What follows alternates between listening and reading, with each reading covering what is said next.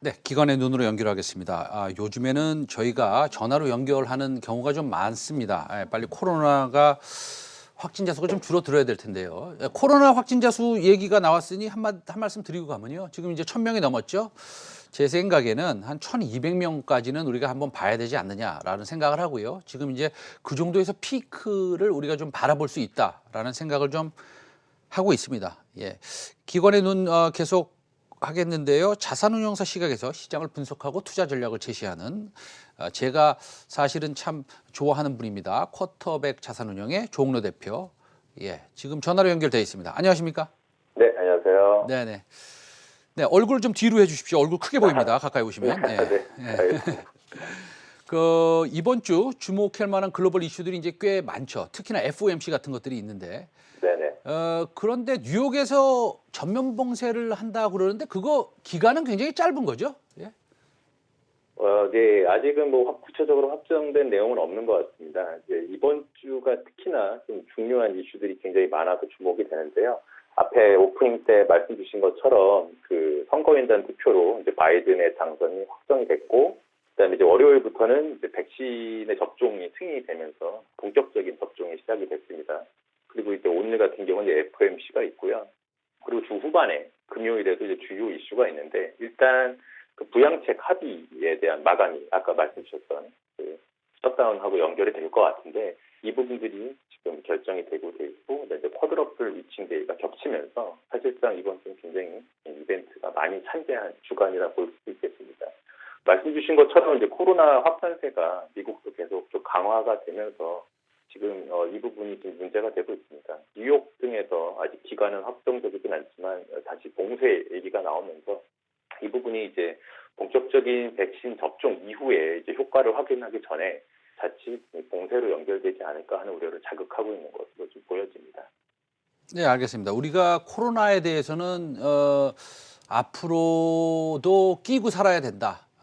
마치 독감과도 같다. 인플루엔자 바이러스와도 비슷하다라는 게 이제 전문가들의 의견입니다. 그럼에도 불구하고 사실은 뭐 우리가 독감을 사실은 매년 무서워하면서 살지는 않지 않습니까? 우리가 백신을 갖다가 잘 맞으니까요. 그래서 이제 코로나 백신 접종이 시작이 됐는데 우리나라의 확진자 수가 생각보다 뭐 1,000명이 넘어가고 1,200명, 1,300명이 될 가능성도 있어 보이고 저희 최승만의 빅샷에서도 600명대 이건 분명히 1,000명이 넘어갈 수 있으니 이것은 좀 조심해야 된다라고 말씀을 드린 바 있는데 그럼에도 불구하고 제 속마음은 이렇습니다.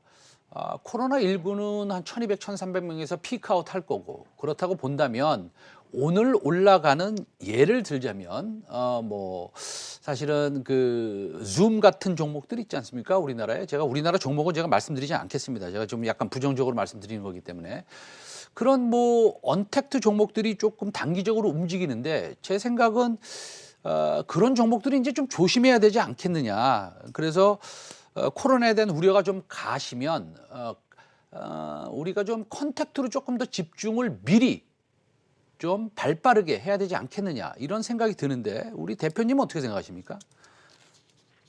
뭐 일정 부분 맞는 말씀이고요. 이런 부분들 때문에 그때 한번 또 항공주나 아니면 호텔주 같은 경우가 이제 컨택트주로 랠리가 나왔었던 그런 기간이 있었습니다. 근데 지금 뭐 백신의 접종이 이제 시작이 된 이후에 본격적으로 이제 확진자 수가 급감하는 추세가 연출이 된다. 이런 시나리오로 갈 때는 말씀 주셨던 것처럼 컨택트주를 미리 좀 담으시는 투자도 유망할 수 있을 것 같은데요. 아직은 이게 뭐 접종이 시작됐다고 하더라도 전체 국민의 한 70% 이상이 접종이 돼야 본격적인 면역 효과가 이제 가능하다라는 분석들도 있고 해서 컨택트주가 다시금 재부각되기에는 조금은 시간이 걸리지 않을까 생각을 하고 있고요. 이게 자칫 좀 주춤해지다가 다시 확산되는 그런 사이클이 언제든지 나타날 수 있기 때문에 조금은 신중한 접근이 좀 요해집니다. 알겠습니다. 그러면 상당히 우리가 어느 한 곳을 고르기가 굉장히 어려운 시기입니다. 어떤 날은 코로나19 관련주들, 수혜주들이 올라가고요. 어떤 날은 또 피해주들도 올라가고 오늘 같은 경우에는 전 섹터가 고르게 좋은 모습을 보이고 있기 때문에 상당히 뭐 바람직한 하루이긴 하지만 이 로테이션이 너무 빠르니까 좀 힘든 측면이 좀 있습니다. 전화 연결이 끊겨졌습니까? 아닙니다. 네, 알겠습니다. 그러면 이제 FOMC가 굉장히 중요한데, FOMC 여기서 어떤 얘기가 나올까요? 뭐 얘기는 좀 비슷한 얘기들 나오지 않겠습니까? 큰 변화 있겠어요? 네, 뭐 말씀 주신 대로 큰 변화가 예상되진 않고 있습니다. 이게 이번 달 FOMC 같은 경우는 지금 사실 연말의 마지막 회의인데다가 지금 경기 판단에 대해서 조금 시장이 우려를 하고 있는 것 같습니다. 그래서 좀 관심이 모아지고 있는 것 같고요. 부양책 합의가 지연이 되고 있고 이제 일부 경제 지표가 좀 부진하게 나오면서 혹시나 연준에서 경기에 대한 판단을 어떤 스탠스로 보고 있는지를 확인하고 싶은 것 같습니다. 특히나 이번 회의가 좀 주목을 받는 건 연준에서 이제 자산 매입과 관련된 정책이 변경될 것을 시사하느냐 여기에 이제 기대와 우려가 동시에 존재합니다.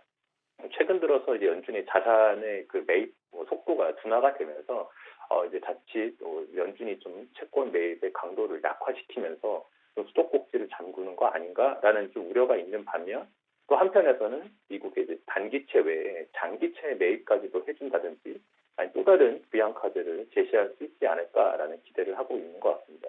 그렇지만 뭐 말씀 주신 것처럼 최근에 1년의 연준 위원들의 그 발언으로 봤을 땐 추가적으로 뭐 크게 변화를 하거나 기대할 수 있는 내용이 나오진 않을 것 같다. 이게 뭐 그런 분석이 됩니다.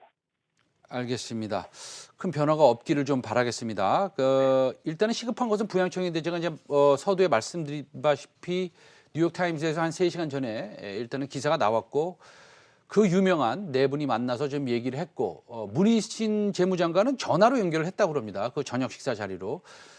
그래서 어쨌든 간에 26일부터 이 실업수당이 끊기기 전에 제 생각에 뭐 하루 이틀 내로 어느 정도 지금 서류를 교환하고 있으니 어느 정도 합의를 봐야 될 것 같은데 이 액수라든지요 이런 것들이 과거보다는 좀 작아 보이는데 이거 어떻게 생각하십니까? 네, 아마 그 양당 간의 그 대표들이 가장 첨예하게 부딪히고 있는 부분들 때문에 합의가 지연이 되고 있는 것 같은데 이게 뭐 어제 장이 반등했던 원인인데 조금 부양 규모가 작은 약간 양당 간의 합의가 이루어졌던 그 부분들부터 좀 부양안을 실시하자라는 얘기가 나오면서 말씀 주신 것처럼 조금 규모가 축소된 것으로 느껴지실 수 있을 것 같습니다. 네, 전 본격적인 도입보다는 약간 사안별로 다르게 부양안이 도입이 될 것 같고요. 이게 빠르게 해소돼야 되는 것들 말씀 주신 것처럼 금요일까지 돼야 되는 부분 중에 하나가 많은 분들이 좀 놓치고 계실 수 있겠지만 이제 미국 같은 경우 현재 월세의 체납이 굉장히 좀 빠르게 늘어나고 있는데 이번에 금요일까지 합의가 이루어지지 않는다라고 하면 약 한 120만 명 가까운 실업자들이 실업수당을 받지 못하는 상황이 생깁니다. 이 얘기는 단 추가적인 월세 체납으로 이어지고 이 부분이 이제 부동산의 뇌관을 자극하면서 미국 같은 그 사회 구조나 경제 구조로 봤을 때 굉장히 큰 변수로 작용할 가능성이 이미 모든 분들이 알고 계실 거예요. 그래서 좀 급하게라도 적은 규모로 부양하는 합의가 될 가능성이 좀 많이 높아졌다. 이 부분들이 어제 시장을 견인했던 주요 원인인 것 같습니다. 알겠습니다. 일단은 뭐 약간 작은 규모로라도 빨리 좀 부양안이 합의가 되고 근데 이런 측면도 있지 않습니까? 예를 들어서 지금 과거에 얘기했던 뭐 2조 달러 아니면 뭐 1.4조 달러보다는 그거의 한 70% 정도 되는 규모로 합의가 된다면 한두 달 있다가 또 스몰 딜이 또 나와서 시장은 지속적으로 골딜락스로 사실은 움직일 수 있는 그런 상황에 대해서는 그런 상황을 제가 만약에 예상한다면 그런 예상이 좀 합리적이겠습니까? 아닙니까? 합리적인 판단이신 것 같습니다. 이제 옐런 얘기할 때도 나왔었는데요. 결국은 재정 정책하고 통화 정책이 계속해서 맞물려서 가야 되는데 이번에는 사실 통화 정책상 새로 꺼낼 수 있는 카드가 없다. 그러면 이제 스몰 딜로 해당되는 그런 부양안이 제시가 되고 내년에 계속해서 추가적인 부양안들이 안건별로 하나 둘씩 쏟아지면서 통화 정책과 재정 정책의 이제 공조 강화가 나타날 것 같습니다. 이 부분들이 이제 연준이 목표로 하고 있는 인플레이션 수치가 확인되기 전까지는 계속해서 맞물려서 돌아가면서 말씀 주신 것처럼 골디락스 환경, 투자 상황으로 봤을 때 이런 환경을 만들 수 있는 뭐 뒷받침을 해줄 수 있는 요인이 될 것 같습니다. 네, 그래서 그런 건지요. 일단은 뭐 시장에 돈이 좀 풍부하고 이거는 우리가 이제 부인할 수 없는 사실이고요. 그럼에도 불구하고 우리가 테슬라를 보면 내년에 PER이 뭐 우리 대표님 너무 잘 아시겠지만 180배 정도 트레이딩 되고 있고, 그 다음에 에어비앤비 같은 경우에도 상장 이후에 뭐 100조를 돌파해서 웬만한 호텔, 전 세계의 유명한 호텔 상장된 회사들 시총 다 합한 것보다 커질 수 있다, 커지고 있다. 근데 이런 현상은 어떤 현상이라고 우리가 사실은 소위 해석을 해야 되고, 이런 현상이 사실은 주식시장에 그렇게 나쁘진 않은 거 아니겠습니까? 네, 뭐 맞습니다. 예, 뭐 아시는 것처럼 아까 말씀 주신 에어비앤비, 그다음에 도어대시 뭐 이런 기업들이 최근에 상장하고 가격이 굉장히 급하게 올랐는데요. 뭐 우리나라도 올해 내내 공모주 시장이 뜨거웠었고 미국도 마찬가지인 것 같습니다. 이게 뭐 기본적으로는 전 세계적으로 풍부하게 풀린 유동성이 1차적인 원인이 될 것 같고요. 그다음에 2차적으로 봤을 때는 이제 기본적으로 지금같이 굉장히 양호한 투자 환경에서는 기업들도 자금 조달을 잘 받을 수 있기 때문에 뭐 기업 공개를 서두르는 것이 일반적인 현상이고, 그렇게 공개된 기업에 관심이 굉장히 모이는 것도 굉장히 자연스럽습니다. 그래서 뭐 일정 부분 당연하게 나타날 수 있는 현상이다. 그리고 이제 코로나 사태 이후에 이제 새롭게 뉴 노멀이라고 하죠. 이제 새로운 기준으로 글로벌을 끌고 갈 수 있는 기업들이 어디가 될까라고 찾는 그런 수요, 그런 스토리에 베팅하는 세력들이 늘어나면서 당초 예상했던 것보다 훨씬 더 좀 높은 기업 가치로 평가를 받고 있는 것 같습니다. 그래서 뭐 이런 부분은 충분히 긍정적이고, 이런 기업들이 충분히 탄탄한 성장 스토리와 매출 추정이 되고 있기 때문에 매력적으로는 보이는데, 일견 알려진 일부 종목 외에는 사실 뭐 매출에 대한 부분들이 뭐 가능성은 있겠지만 적자 상태인 기업들도 있고요. 합리적인 밸류에이션이 적용받을 수 있나라고 의심이 되는 기업들도 있기 때문에 이런 부분들은 좀 눈여겨봐야 될 것 같고, 아까 테슬라 같은 경우도 뭐 스토리는 다르겠지만 이미 익히 알고 있는 기업들도 과연 좋은 건 알겠지만 이 정도 밸류에이션까지 받을 수 있나라고 하는 우려가 나타나고 있습니다. 그래서 조금 더 객관적인 시각으로 좀 봐주실 필요가 있을 것 같습니다.